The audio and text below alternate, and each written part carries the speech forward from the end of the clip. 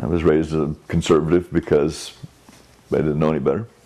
And but once I was in the Army, I was a medic in the Army and taking care of the wounded, particularly the paralyzed wounded. Made me really think that there better be a really good reason for why the war was. This was during the Vietnam days. I graduated from high school in 1965. So, 67 I joined the Army. And by 68 I was stationed at Fort Lewis, and it was there that I finally dawned on me that I better really have a good reason for all the suffering that I was seeing. There was two parts really. The first was just the raw suffering. I mean, I'm a nurse now. I work at Heart Review, and I do sort of very similar work. But at the time, it was sort of brand new to me, and it was sort of freaking me out. You know, I mean, here's 18-year-old guys who are paralyzed and can't even turn the page of a book or take a poop by themselves, and much less feed themselves or have sex or all the normal things that a guy that's 18 thinks that he ought to be doing. And there was certain horror to that. And those are not the type of patients that go away very quickly, and so you kind of get to know them, and they would beg us to kill them.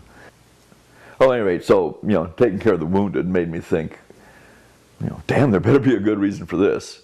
I wasn't even thinking about the Vietnamese at the time. I was just thinking about these American soldiers, that I was taking care of as a medic.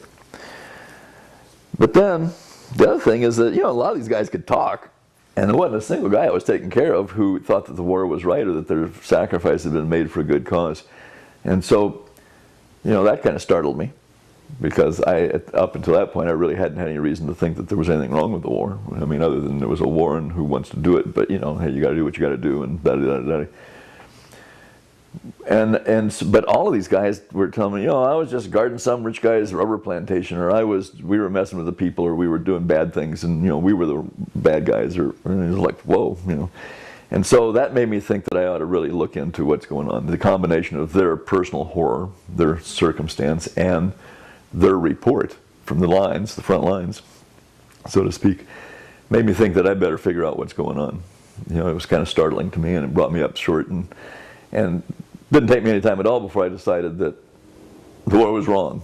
All those hippies were right, and I was in an institution that was on the wrong side of history.